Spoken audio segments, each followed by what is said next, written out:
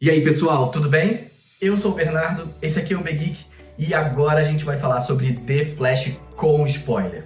Tem muita coisa legal pra gente falar, várias participações especiais, vários easter eggs, muita coisa sobre o futuro da DC pra gente conversar também.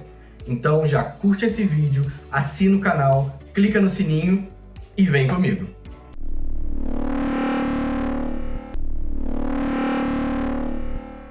Agora tá liberado. Esse vídeo é com spoiler, então eu vou falar detalhe por detalhe de como funciona essa história e o que eu senti sobre a essência desse filme e sobre o que ele quer dizer, inclusive, sobre o futuro da DC. Mas vamos por partes. Vamos falar sobre o que acontece nesses primeiros atos do filme. Como a gente já conversou, a essência do filme e todo o DNA do filme é sobre a história do Barry. E esse é o principal acerto desse filme. É uma história sobre o Flash.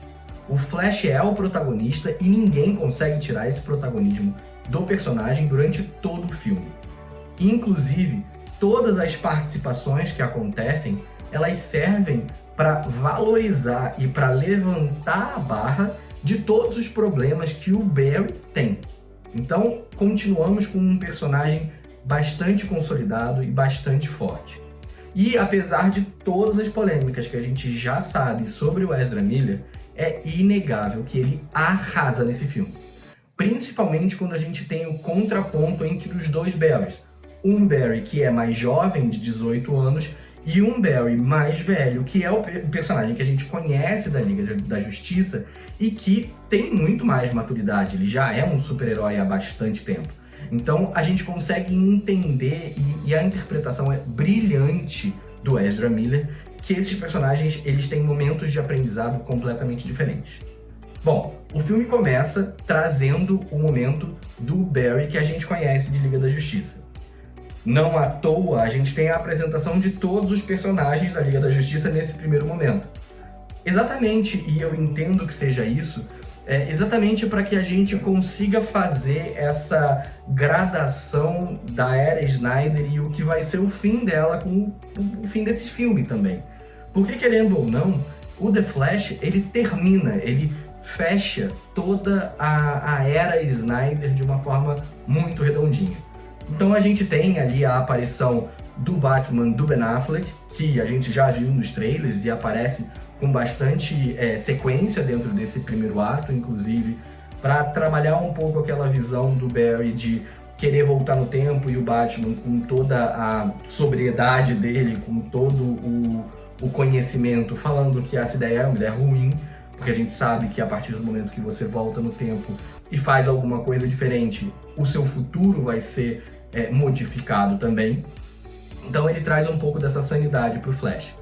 Além disso, a gente tem cenas que aparecem, obviamente, de costas, porque a gente sabe que o Henry Cavill não está mais na DC, mas o Superman aparece nesse momento, e a gente também tem a participação da Mulher Maravilha dentro dessa dinâmica de Liga da Justiça ali do universo do Snyder que a gente conhece. Esse primeiro ato, essa primeira sequência, ela serve muito para colocar todo mundo no lugar e no espaço e tempo necessário para a gente entender o que está acontecendo com esse Barry. A partir daí, começa toda a saga do Barry para que ele consiga reverter os acontecimentos da vida dele. E aí a gente está falando principalmente da morte da mãe e da prisão do pai por conta da morte da mãe. Porque o pai é preso como se tivesse sido o assassino da mãe e ele sabe que isso não é verdade, porque ele estava dentro desse cenário quando tudo aconteceu. Então o Flash volta no tempo para uma época onde a mãe dele ainda está viva. E a partir daí, ele começa a ter um carinho cada vez maior e mais profundo pela família que ele não conseguiu ter. Porque ele acaba, a morte da mãe acaba acontecendo quando ele é muito novo. Então ele entra num universo onde o Barry ainda existe, a mãe e o pai ainda estão ali vivendo juntos, e ele de fato mergulha nesse universo. Só que existe um outro Barry ali.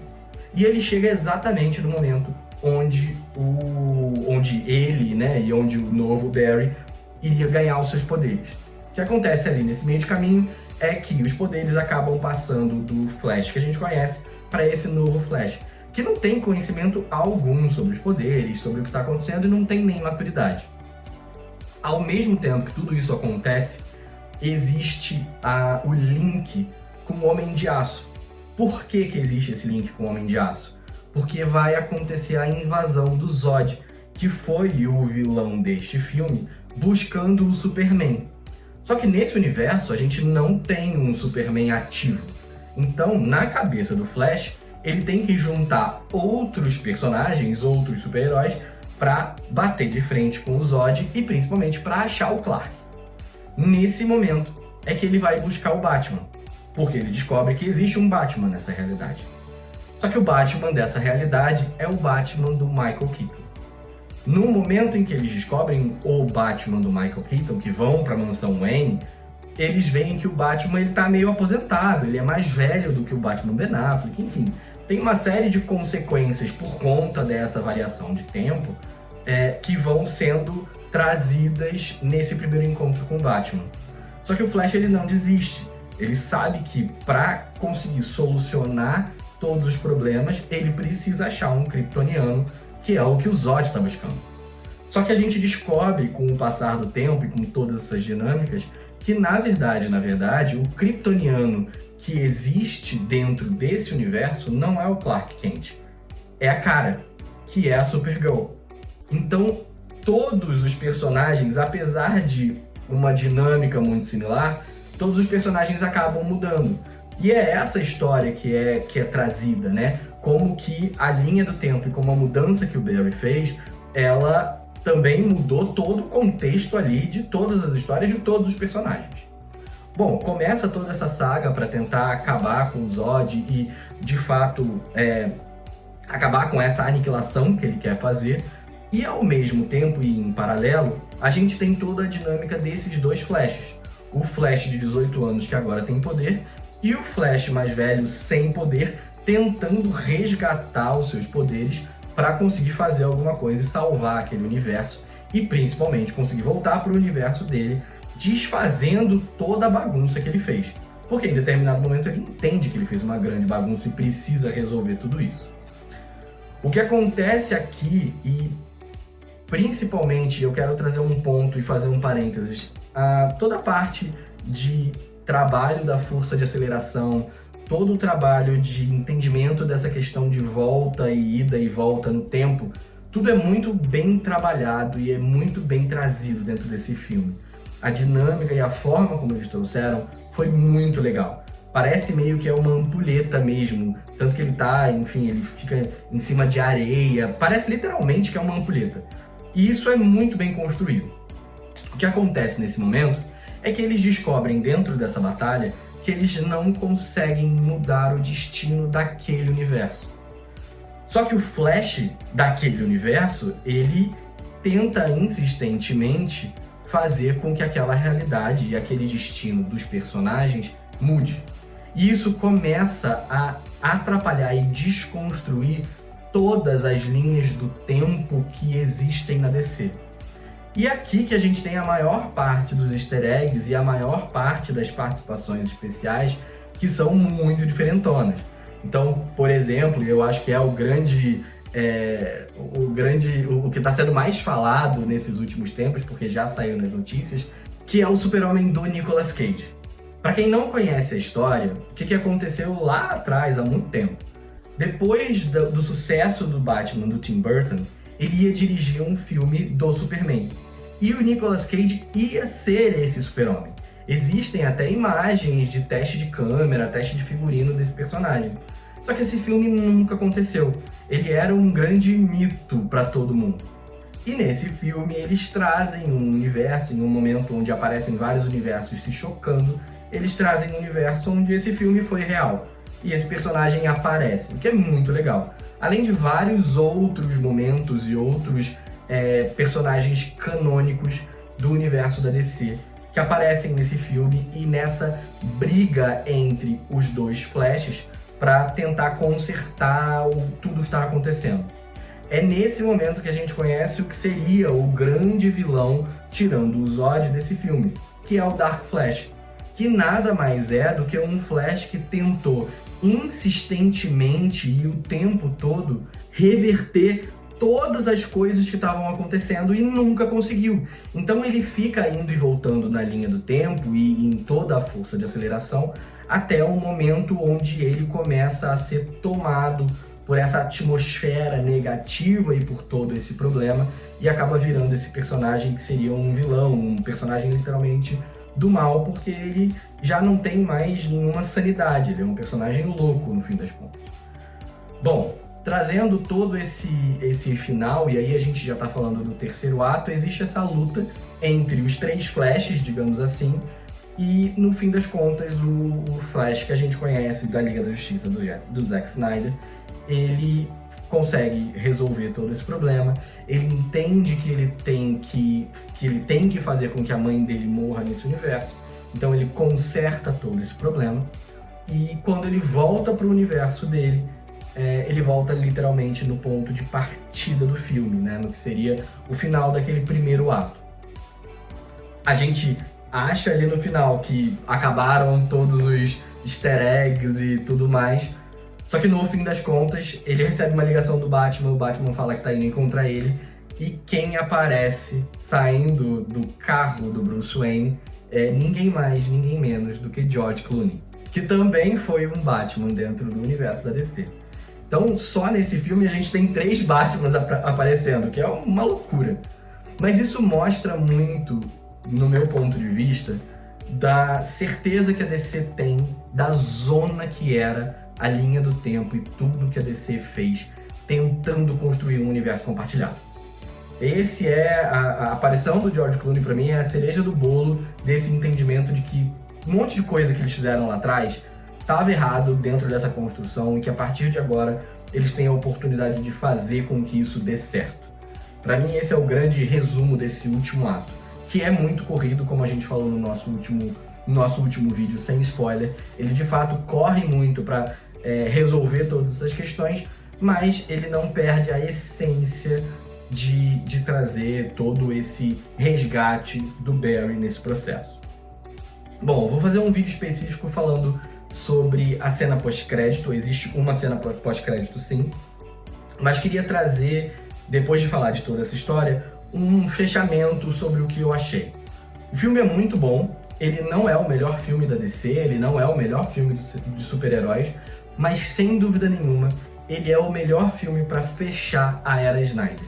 Ele consegue trazer com muito coração tudo que o Snyder construiu e tudo o que foi problemático e positivo, e consegue trazer com muito carinho dentro desse filme. O Andy Muschietti está de parabéns, a direção foi impecável, o Ezra Miller foi impecável na atuação também, toda a história funcionou muito bem.